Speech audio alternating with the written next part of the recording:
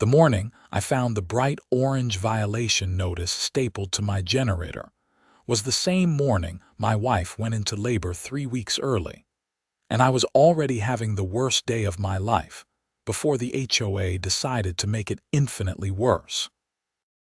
I'm Daniel Reeves, and I've lived in the Pinewood Estates subdivision in Springfield, Illinois, for 8 years.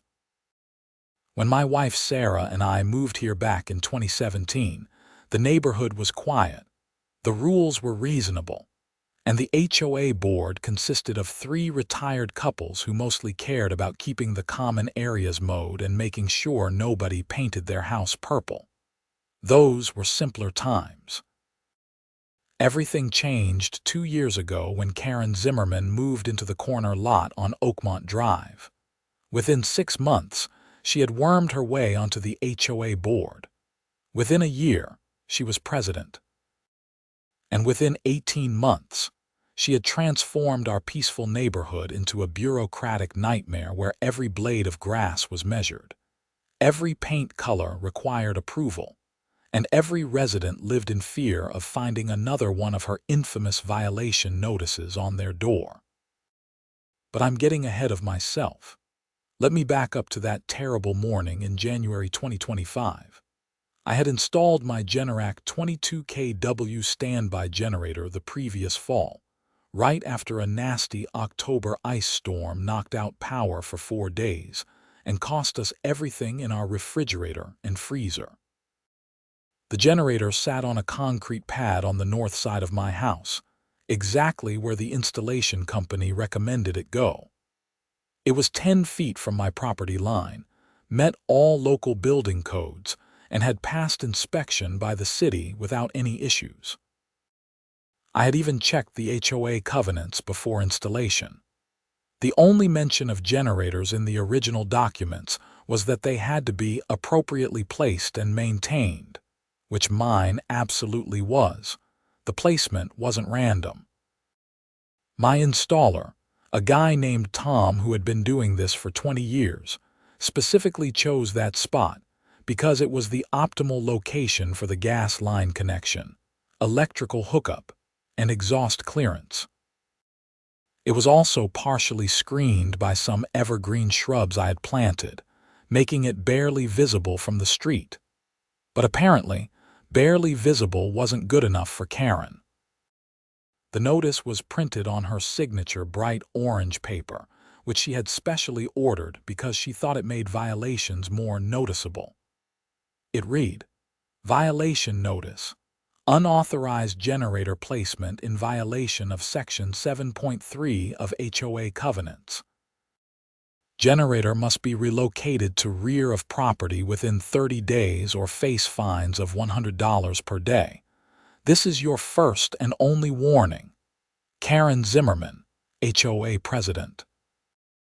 I stood there in my driveway at 6 in the morning, reading this notice while my pregnant wife waited in the car because she was having contractions, and I felt my blood pressure spike to dangerous levels. "Daniel, we need to go," Sarah called from the passenger seat. "They're 5 minutes apart now." I crumpled the notice, shoved it in my pocket, and got in the car. The generator issue would have to wait. I had a son to meet. 12 hours later, I held Daniel Jr. in my arms while Sarah slept. He was perfect. 7 pounds, 3 ounces, with a full head of dark hair and his mother's nose. In that moment, the HOA violation was the furthest thing from my mind. But reality has a way of crashing back in. 3 days later, when we brought the baby home, I found a second notice. This one informed me that I now had 27 days to move the generator, and the daily fines would actually be $150, not $100, because Karren had recalculated the severity of the violation. I was running on 2 hours of sleep. My wife was recovering from a difficult delivery. We had a newborn who seemed to think sleeping was optional. And now I had to deal with this nonsense. I called Karren that afternoon while pacing my backyard, listening to the baby monitor. "Pinewood Estates HOA, Karren speaking," she answered in that artificially sweet voice she used when she didn't know who was calling. "Karren, it's Daniel Reeves on Maple Court. I got your violation notice about my generator." "Oh, yes." Her voice immediately shifted to something colder. "Mr. Reeves, I trust you'll be addressing that promptly." "I'm trying to understand what the violation actually is," I said, keeping my voice level. "The generator meets all city codes, it's on my property, and the HOA covenants only require appropriate placement and maintenance." "The covenants clearly state that all exterior modifications must maintain neighborhood aesthetics," she countered. "Your generator is an eyesore that can be seen from the street. It's partially screened by evergreens, and it's a neutral beige color that matches my house.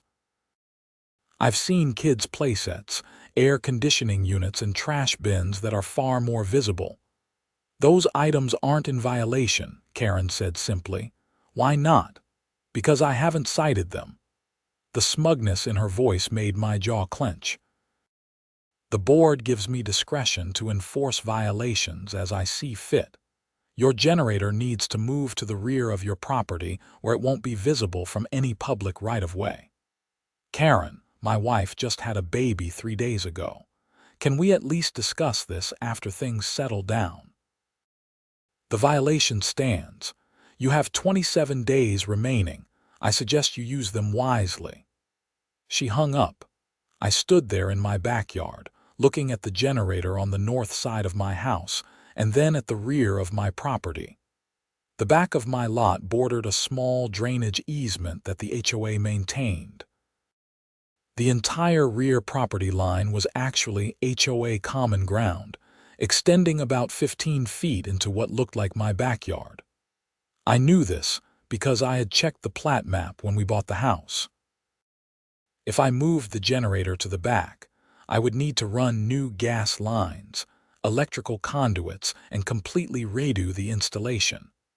Tom had quoted me $3,500 for the original install. Moving it would probably cost another $2,500, maybe more. And for what? Because Karren decided it wasn't aesthetically pleasing, I decided to do my homework before making any moves. Over the next week, between diaper changes and 2 a.m. feedings, I dug into the HOA documents. The original covenants from 1995 were pretty straightforward. But I discovered that Karren had pushed through several amendments over the past year, including one that gave the HOA president unilateral authority to interpret covenant violations and set appropriate fines. That amendment had passed by a vote of 45 to 43, barely meeting the required threshold. I also discovered that 15 homeowners who voted yes had done so by proxy, and Karren had been the one holding their proxies. It was all technically legal, but it smelled wrong. I reached out to other neighbors. My next-door neighbor, Jim Patterson, had been fighting Karren for 6 months over a fence height dispute. She claimed his fence was 6 inches too tall. He had it professionally measured 3 times. It was exactly the permitted height. She was still fining him. Across the street, the Hendersons had been cited for unapproved landscaping changes when they replaced some dead bushes with new ones. Karren insisted they needed prior written approval to replace dead plants, even though the covenant said no such thing. The Chens, 2 houses down, had been fined for parking their boat in their driveway for more than 48 hours, even though they had photos proving it was only there for 36 hours during a single weekend. Karren was running the HOA like her personal fiefdom, and everyone was afraid to push back too hard because she could make life miserable. She would send violation notices for the tiniest infractions, schedule hearings at inconvenient times, and generally make everything as difficult as possible for anyone who challenged her. But here's the thing about bullies. They usually don't expect you to actually stand up to them. Day 15 came and went. I hadn't moved the generator. A third notice appeared, this one informing me that I was now past the halfway point and should take immediate action to avoid escalating fines. I responded with a certified letter outlining my position. The generator met all stated requirements in the original covenants. It complied with all local codes, and I was requesting a formal hearing before the full HOA board to dispute the violation. The hearing was scheduled for February 10th, a Wednesday evening at 7 p.m. in the community center. I showed up with a 3-inch binder full of documentation, photos of my generator, photos of other aesthetic violations throughout the neighborhood that hadn't been cited, copies of the original covenants, city building codes, the installation permit, letters from 3 different electricians and the original installer stating that moving the generator would be costly and that its current placement was optimal. The board consisted of Karren, plus 2 other members. Patricia Walsh, a retired teacher who seemed terrified of Karren, and Doug Murphy, a middle-aged accountant who appeared to be counting ceiling tiles rather than paying attention. "Let's begin," Karren said, sitting at the center of the table like a judge. "Mr. Reeves, you're here to dispute your generator violation." "I am. The generator is in full compliance with all written covenants, and I believe this violation is arbitrary and selective enforcement." I walked them through my documentation. I showed photos of generators at 3 other properties in the neighborhood that were more visible than mine. None had received violations. "Those installations preceded my presidency," Karren said dismissively. "They're grandfathered." "2 of them were installed last year," I countered, "while you were president. I wasn't aware of them. They're more visible than mine. One is painted bright red to match the house. If you're citing visibility and aesthetics, why haven't they been cited?" Karren's face flushed. "Mr. Reeves, the issue is that your generator can be seen from the public right-of-way. The covenants require that utility equipment be appropriately placed to maintain neighborhood standards. The covenants use the word appropriate, which is subjective. My placement is appropriate. It meets all technical requirements, all legal codes, and is partially screened from view." "I've interpreted it as inappropriate," Karren said flatly.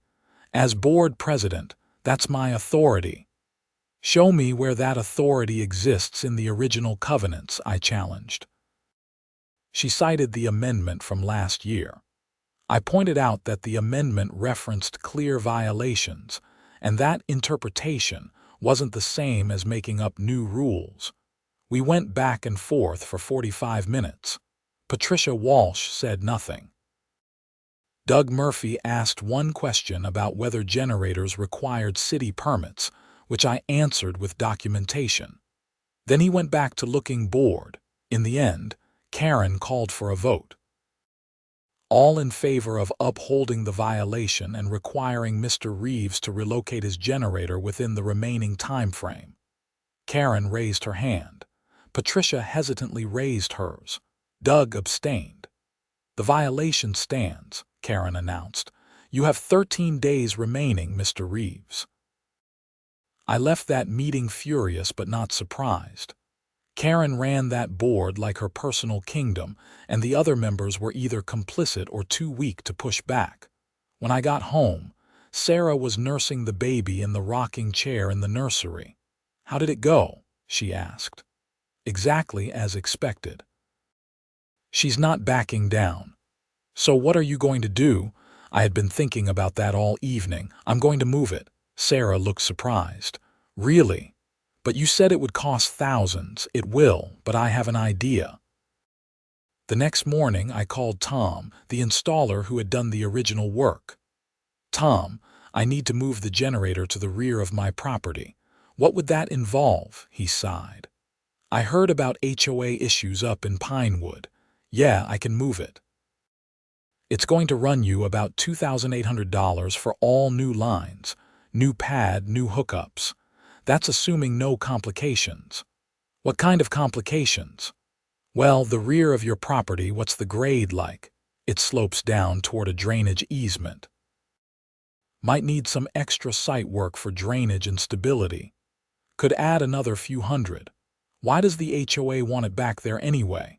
President says it's not aesthetically pleasing where it is now. Tom laughed. That's ridiculous.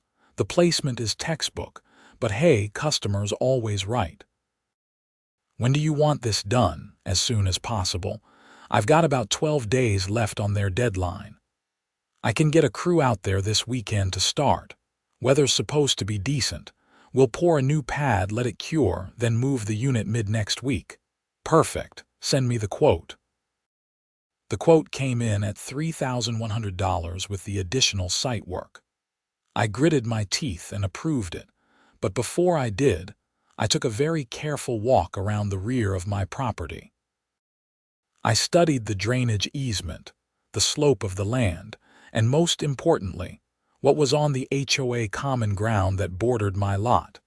That's when I noticed something interesting.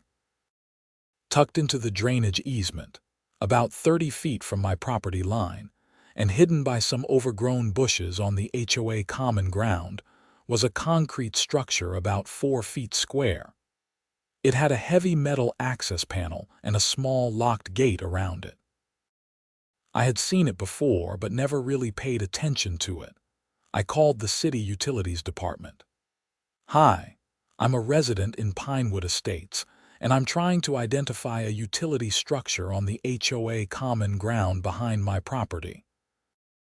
It's a concrete pad with an access panel near the drainage easement. The clerk put me on hold, then came back. That would be lift station number 47. It's a sewer pump station that services your subdivision. A sewer pump station. Yes, sir. Your neighborhood is on a slight elevation. The sewer lines need assistance to pump waste uphill to the main treatment line. That station handles the entire south section of Pinewood Estates, probably 60 to 70 homes. Who maintains it?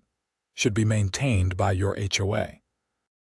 The city handles the major sewer lines, but lift stations on private property or HOA common ground are the property owner's responsibility. Your HOA should have a maintenance contract with a pump service company. And what happens if that station fails? Well, you'd have sewage backup issues pretty quickly. Those pumps need to run continuously. They have backup power systems for short outages, but anything extended would be a problem. Why do you ask? Just curious. I'm doing some work on my property and wanted to make sure I didn't interfere with any utilities. Smart man. Yeah, don't mess with that station. If you're doing any digging nearby, call for utility marking first. I thanked him and hung up. Then I went back outside and looked at the generator on the north side of my house, and the sewer pump station on the HOA common ground behind my property, and I began to understand the geometry of the situation. My generator, in its current position, was about 80 feet from that pump station. If I moved it to the rear of my property, as Karren was demanding, it would be about 15 feet from that pump station. And if I moved it to the rear of my property, to comply with Karren's requirement that it not be visible from any public right-of-way, it would have to go on the far western corner of my lot, which meant it would be exactly where Tom would need to place it to have proper clearances from my house and property lines. I pulled out my phone and researched standby generators. Specifically, I researched their electromagnetic interference during operation. Generac generators, like most standby generators, produce some electromagnetic interference. It's usually not a problem, but sensitive electronic equipment shouldn't be placed too close. Most manufacturers recommend at least 15 to 20 feet of separation from sensitive devices. I wondered what kind of equipment was in that pump station. Probably pumps, obviously, but also control systems, sensors, maybe some kind of automated monitoring. All electronic, all potentially sensitive to electromagnetic interference. I'm not an electrical engineer, but I understand basic principles. I also understand plausible deniability. Tom and his crew showed up that Saturday morning. They marked out the new location exactly where I specified, the far western corner of my rear property line, right where Karren's requirements would dictate it had to go to not be visible from the street. It was 14 feet, 7 inches from the pump station access panel. "You're sure about this spot?" Tom asked. "It's going to be a pain to run the gas line all the way back here." "HOA requirements," I said, showing him Karren's violation notices. "Has to be rear of property, not visible from public right-of-way." "This is literally the only spot that meets their criteria." Tom shrugged. "Your money. Let's get started." They spent Saturday pouring the new concrete pad. Sunday they let it cure. Monday and Tuesday they ran new gas lines, new electrical conduits, and set up all the connections. Wednesday, they moved the generator itself. By Wednesday evening, my generator sat in its new location, fully functional and certified by another city inspection. I took photos from every angle, showing that it was completely invisible from the street, exactly as Karren had demanded. I submitted my compliance documentation to the HOA that night via email, including photos, the new inspection certificate, and a note that I expected the violation to be cleared and all fines waived since I had complied with their requirements. Karren responded within an hour. "Compliance verified. Violation cleared. Fines remain due as violation existed during the 30-day period.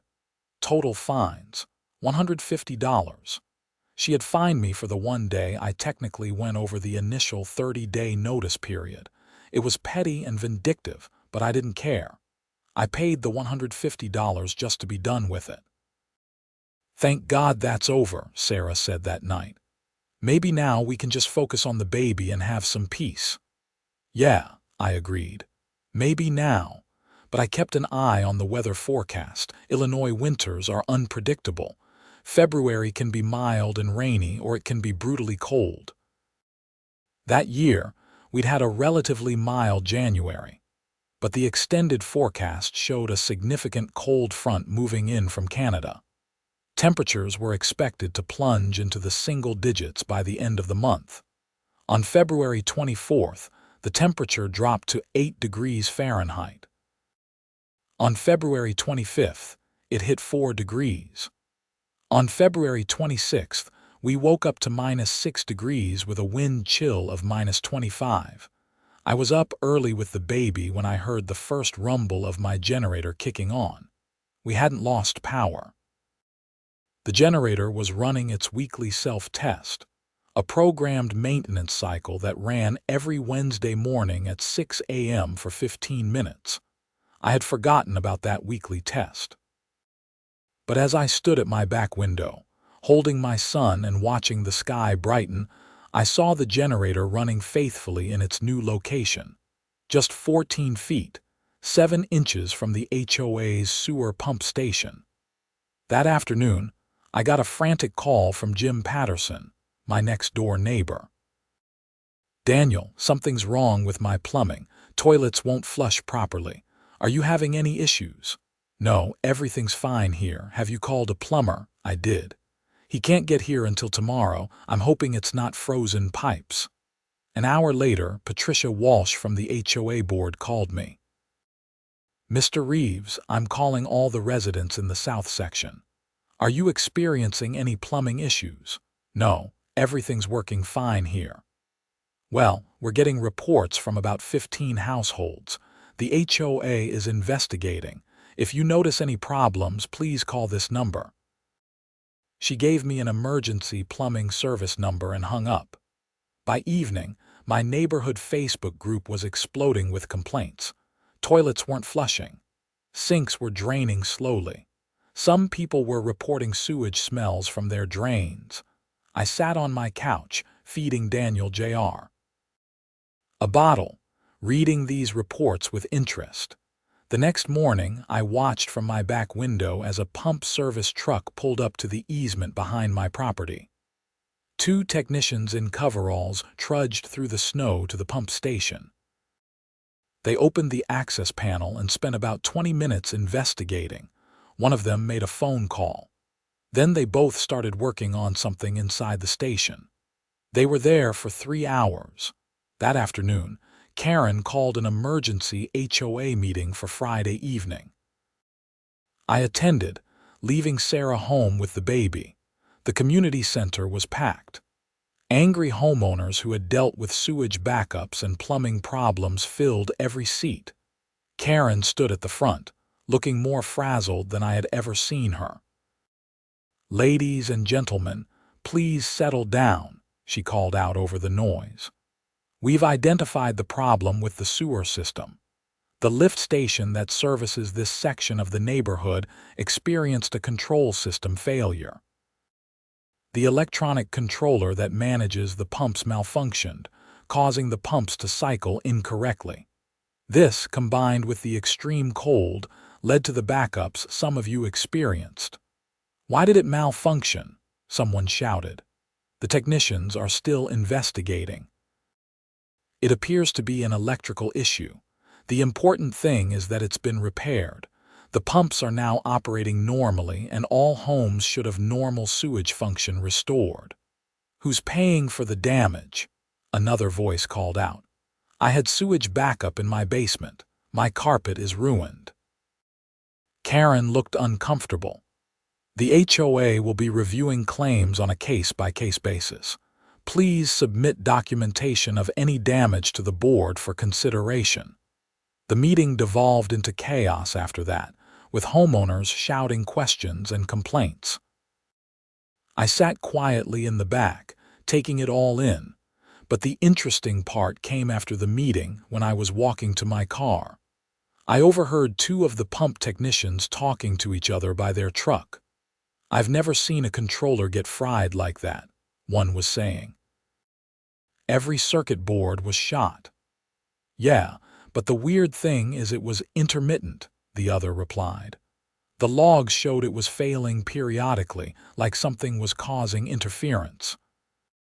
Then during the cold snap, when the pumps needed to run more often, the controller couldn't keep up and just gave out. Think it was a power surge." "Nah, the power supply was fine. My guess is electromagnetic interference from something nearby. See that generator?" He pointed toward the back of my property. "Those things can throw off EMI if they're too close to sensitive equipment. This station should have been shielded better, but it's old. Probably installed before that generator was there. Should we tell the HOA?" I put it in my report. "Not our problem to fix, though. They need to either shield the station better or move the generator, or both." They got in their truck and drove away. I sat in my car for a long time processing that conversation. I hadn't known, not for certain. I had suspected that the generator might cause interference, but I hadn't known it would actually damage the pump controller. I had just moved the generator where the HOA told me to move it, where Karren had demanded it be moved. When I got home, I sat down at my computer and went through all my documentation again. Every email from Karren, every violation notice, the hearing minutes, all of it clearly stated that I was required to move the generator to the rear of my property, out of sight from any public right-of-way. I had complied exactly with her demands. The location I chose was the only location that met her requirements, given my property layout and setback requirements. I hadn't done anything wrong. I had followed the HOA's orders. But I also knew that when Karren figured out what had happened, she was going to come after me. Sure enough, on Monday morning, I found another bright orange notice on my door. Violation notice. Generator placement interfering with HOA infrastructure. Generator must be relocated immediately or face emergency fines of $500 per day, effective immediately. Karren Zimmerman, HOA President. This time, I didn't call Karren. I called a lawyer. His name was Richard Stokes, and he specialized in HOA disputes. I had found him during my initial research and kept his number just in case. "Mr. Reeves, tell me what's going on," he said after I explained the situation. I walked him through everything. The original violation, the hearing, the forced relocation, and now the new violation for placing the generator exactly where the HOA had required me to place it. "You have documentation of everything?" he asked. "Every email, every notice, every photo, every receipt." "It's all organized chronologically." "Good. And you're certain the only location that met their requirements was where you placed it?" "I have photos showing sight lines from every public access point. The only spot on my rear property line that's completely invisible from the street is where I put it. Anywhere else would be visible from at least one angle." "Did you know the generator would interfere with the pump station?" I chose my words carefully. "I knew there was a pump station nearby." "I didn't know if the generator would cause any problems. I was complying with the HOA's explicit requirements. The location wasn't my choice. It was the only location that met their criteria." "Okay, here's what we're going to do. First, don't move the generator. Second, don't pay any fines. Third, I'm going to send a letter to the HOA board outlining the situation and demanding they withdraw this new violation. If they don't, we'll file a lawsuit for harassment, selective enforcement, and demanding compliance with contradictory requirements." "Will that work?" "Probably. The fact that they forced you to move the generator to a specific location and are now claiming that location is in violation is textbook arbitrary enforcement. No judge will support that, but HOAs can be stubborn, and Karren Zimmerman sounds like the stubborn type." He was right about that. Richard sent his letter on Tuesday. Karren responded on Wednesday with a letter from the HOA's lawyer, stating that the new violation was justified because I should have obtained HOA approval before moving the generator to a location that would interfere with HOA infrastructure. Richard responded by pointing out that their own violation notices had given me 30 days to move it, which didn't allow time for additional approvals, and that they had verified my compliance without raising any concerns about infrastructure interference. The lawyers went back and forth for 2 weeks while Karren continued to add $500 per day fines to my account. By mid-March, the HOA claimed I owed them $7,500. Then Richard filed the lawsuit. We sued the HOA and Karren Zimmerman personally for harassment, selective enforcement, demanding compliance with contradictory and impossible requirements, and imposing arbitrary fines. We asked for compensatory damages for the cost of moving the generator, emotional distress, legal fees, and punitive damages. The lawsuit made the local news. "Pinewood Estates homeowner sues HOA over generator dispute" was the headline. The reporter who covered it interviewed several other homeowners who had been fighting with Karren, and the story painted a picture of an HOA president who had gone drunk with power. That's when things got interesting. A woman named Margaret Chen, who lived 3 streets over, read the article and called Richard's office. She had information she thought might be relevant to the case. Richard called me after speaking with her. "Mr. Reeves, did you know that Karren Zimmerman's brother-in-law owns a generator installation and service company?" "No, I had no idea." "His name is Steve Zimmerman. He runs Zimmerman Generator Services out of Decatur. Mrs. Chen hired him last year to install a generator, and he specifically told her that she needed to place it at the rear of her property to comply with HOA requirements. He said his sister-in-law was the HOA president and was cracking down on visible generators." I felt my stomach tighten. Are you saying what I think you're saying? I'm saying that Karren may have been using her position as HOA president to generate business for her brother-in-law. I'm going to dig deeper, but if we can prove she was selectively enforcing generator violations to steer business to a family member, that's corruption. That's fraud. And depending on how much money changed hands, that might be criminal. Over the next month, Richard worked his magic.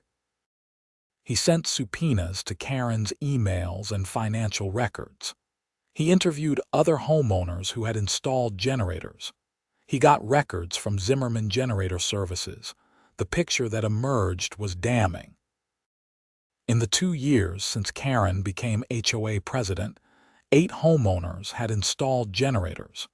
6 of them had hired Zimmerman Generator Services. All 6 had been told their generators needed to be at the rear of their properties. All 6 had paid premium prices for complicated rear property installations. The 2 homeowners who hadn't used Zimmerman Generator Services both received violation notices from Karren about their generator placement. One of them eventually hired Zimmerman to move it. The other one, a retired attorney, fought the violation and won, but only after months of disputes. And here's the kicker. Karren had received consulting fees from Zimmerman Generator Services totaling $8,400 over those 2 years. The invoices described her services as HOA Code Consulting and Compliance Advisory Services. It was a kickback scheme. Karren was using her position to create violations that would generate business for her brother-in-law, and he was paying her a percentage. Richard brought this information to the state's attorney's office in Sangamon County. They opened an investigation. On April 15th, 2 detectives from the Illinois State Police showed up at Karren's house. They questioned her for 3 hours. 3 days later, she was charged with 2 counts of official misconduct, 1 count of fraud, and 4 counts of theft by deception.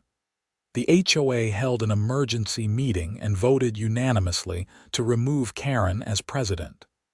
Patricia Walsh took over as interim president. One of her first acts was to dismiss all the fines against me and issue a formal apology. The lawsuit was settled out of court. The HOA agreed to pay for moving my generator back to its original location, reimburse all my legal fees, and pay $15,000 in damages. Their insurance company wrote the check. Karren's criminal case went to trial in October. Steve Zimmerman testified against her as part of a plea deal for his own fraud charges. She was convicted on all counts and sentenced to 2 years in prison, with eligibility for parole after 1 year. She was also ordered to pay restitution to all the homeowners who had been affected by her scheme. The judge, during sentencing, said something I'll never forget. You were entrusted with a position of responsibility in your community. Instead of serving your neighbors, you exploited them for personal gain. This kind of corruption, even at a local level, undermines the basic trust that communities need to function. Tom, my original generator installer, moved the unit back to its original location in November. The HOA paid him $3,500 for the work. I stood in my driveway, watching him and his crew work, holding Daniel Jr., who was now 10 months old and trying to grab everything in sight. You know, Tom said as he was packing up, I've been doing this job for 22 years. I've dealt with a lot of difficult HOAs, but I've never seen one go down like this. That lady really screwed herself. Yeah, I agreed. She really did. The HOA also hired an engineering firm to properly shield the pump station from electromagnetic interference. It cost them $12,000, but now the pumps run smoothly regardless of what's around them. Patricia Walsh turned out to be a decent HOA president. She rolled back most of Karren's authoritarian policies. established actual due process for violations, and generally tried to return the HOA to its original purpose, maintaining common areas and handling legitimate community issues. Jim Patterson and I became good friends through all of this. We started a neighborhood watch program and made sure to attend every HOA meeting just to keep an eye on things. The Chens joined us. So did the Hendersons. We formed a kind of unofficial oversight committee to make sure no one ever pulled what Karren had pulled again. Sarah and I celebrated Daniel Jr.'s first birthday in January 2026. We had a party in our backyard, and half the neighborhood showed up. People brought food, gifts, and stories. Several neighbors thanked me for standing up to Karren, saying they wished they had done it sooner. "You did everyone a favor," Margaret Chen told me while watching the kids play.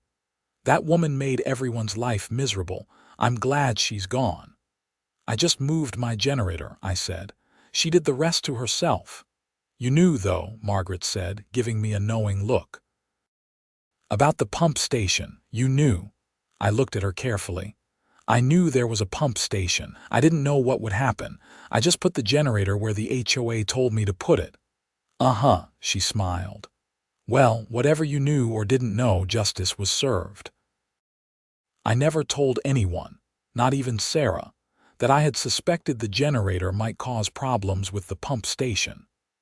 I had done my research, understood the risks, and made a calculated decision to comply exactly with Karren's demands, knowing where those demands would force me to place the generator.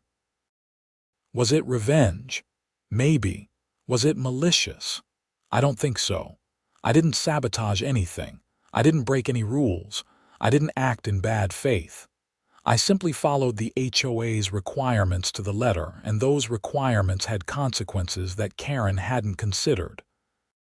If she had been reasonable from the start, if she had worked with me to find a solution that balanced aesthetics with practical considerations, none of this would have happened. But she had chosen to be arbitrary and authoritarian. She had abused her power, not just with me but with dozens of other homeowners. And ultimately, that abuse had been her downfall. The generator issue was just the thread that unraveled the whole sweater. Sometimes I stand in my backyard at night, looking at the generator in its original location, and I think about how strange life can be. A year ago, I was a new father dealing with an HOA violation, stressed and angry and feeling powerless. Now, Karren was in prison, the HOA was functional again, and my biggest concern was whether Daniel Jr. was going to sleep through the night. The generator runs its weekly test every Wednesday morning at 6 a.m., like clockwork. It's reliable and well-maintained, sitting exactly where Tom originally installed it, 10 feet from my property line on the north side of my house. Every time I hear it running, I smile. Sarah asked me once, a few months after everything was settled, if I had any regrets about how things played out. "You wish you had just moved the generator and kept your head down?" she asked. "It would have been easier." I thought about it. "No," I said finally. "Some battles are worth fighting. Not because you want to fight, but because if you don't, bullies like Karren just keep bullying. Someone had to stand up to her." "You did more than stand up to her," Sarah said gently. "You destroyed her." "She destroyed herself," I corrected. "I just moved my generator." Sarah gave me that look, the one that said she knew there was more to the story but wasn't going to push. After 7 years of marriage, she knew when to let things lie. The legal settlement money went into Daniel Jr.'s college fund. By the time he's 18, it should be worth a decent amount. Maybe when he's older, I'll tell him the story of how his college fund started with an HOA dispute over a generator. Or maybe I'll just tell him what I learned. That rules are only as good as the people enforcing them. That power corrupts, even in small ways. and that sometimes the best revenge is simply following the rules exactly as written and letting the consequences speak for themselves. The neighborhood is peaceful now. The HOA functions smoothly under Patricia's leadership. Property values have actually gone up, partly because word got out that we had cleaned house and were no longer run by a tyrant. I still see Doug Murphy sometimes at the grocery store. He always looks embarrassed and hurries past me. I heard he resigned from the HOA board out of guilt for not standing up to Karren when it mattered. Jim Patterson and I have coffee every Saturday morning at the local diner. We talk about our kids, sports, work, and occasionally HOA business. He's running for the board next election, and I'm planning to vote for him. The Zimmerman house on Oakmont Drive sits empty now. Karren's husband divorced her while she was awaiting trial, and the house sold at a loss. A nice young couple with 2 kids moved in last month. They came to introduce themselves and brought cookies. I welcomed them to the neighborhood and assured them the HOA was reasonable and fair. They looked relieved. I suppose every neighborhood has its drama, its power struggles, its difficult personalities. Pinewood Estates is no different. But we learned our lesson. We learned that you can't just ignore petty tyranny and hope it goes away. You have to confront it, expose it, and remove it. And sometimes, confronting it means nothing more than following the rules exactly as written, even when you suspect those rules might have unintended consequences. The pump station behind my property still runs every day, its newly shielded electronics humming away efficiently. The drainage easement is cleaner now too. The HOA hired a landscaping company to clear out the overgrown bushes and maintain it properly. You can actually see the pump station from my back window now, a tidy concrete structure with a fresh coat of paint and proper fencing. It reminds me of how close everything came to disaster. If the pump station failure had been worse, if sewage had backed up into more homes, if someone had gotten sick, the consequences could have been terrible. I got lucky that it was just a controller malfunction that was fixable. I think about that sometimes late at night when I can't sleep.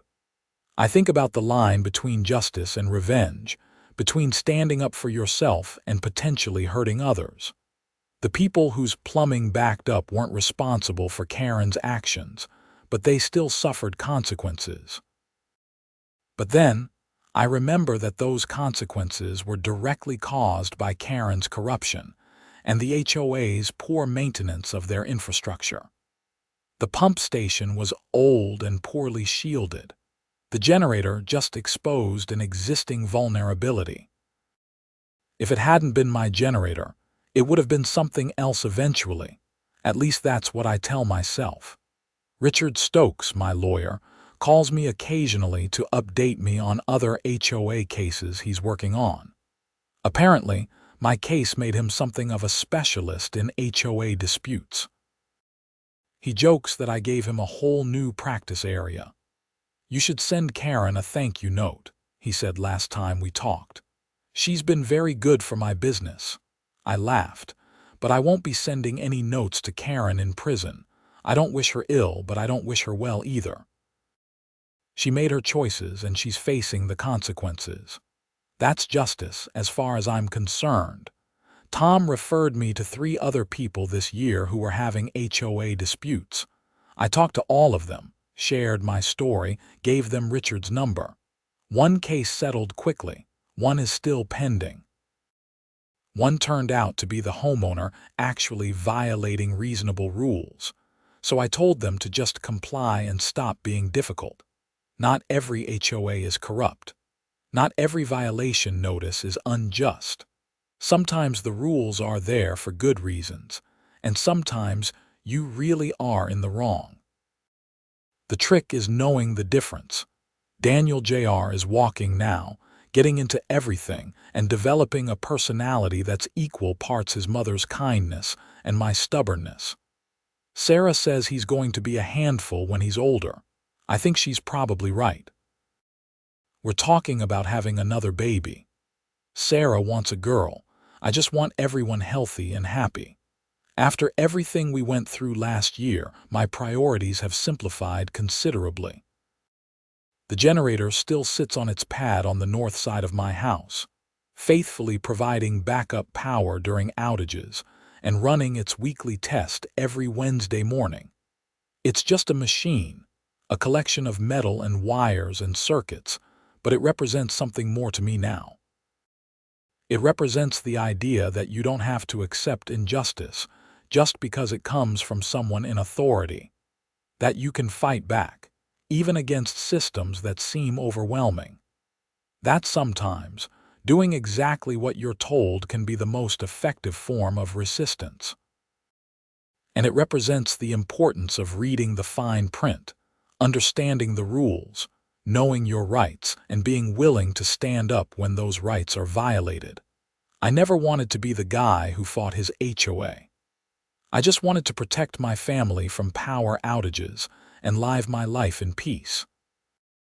But when Karren forced my hand, I did what I had to do. The fact that everything worked out, that corruption was exposed and justice was served, feels almost accidental. I moved my generator. Everything else just followed from that one action, like dominoes falling in a line I didn't even know I had set up. Standing in my driveway on a cold January morning, exactly 1 year after that first violation notice, I realize how much has changed. My son is a toddler. My neighborhood is peaceful. My generator is exactly where it should be. And somewhere in central Illinois, Karren Zimmerman is serving time for forgetting that power comes with responsibility. I go inside where it's warm, where Sarah is making breakfast and Daniel Jr. is playing with blocks on the living room floor, and I close the door on the past year. There will be other challenges, other problems, other battles to fight. But for now, in this moment, everything is exactly as it should be. The generator hums quietly outside, ready to serve its purpose whenever needed. The pump station operates efficiently in the easement behind my house. The neighborhood goes about its business in peace. And I get to be just another homeowner in Pinewood Estates, living my life, raising my family, and occasionally remembering the time I accidentally brought down a corrupt HOA president by following her own rules. Not a bad legacy for a guy who just wanted to keep his refrigerator running during power outages.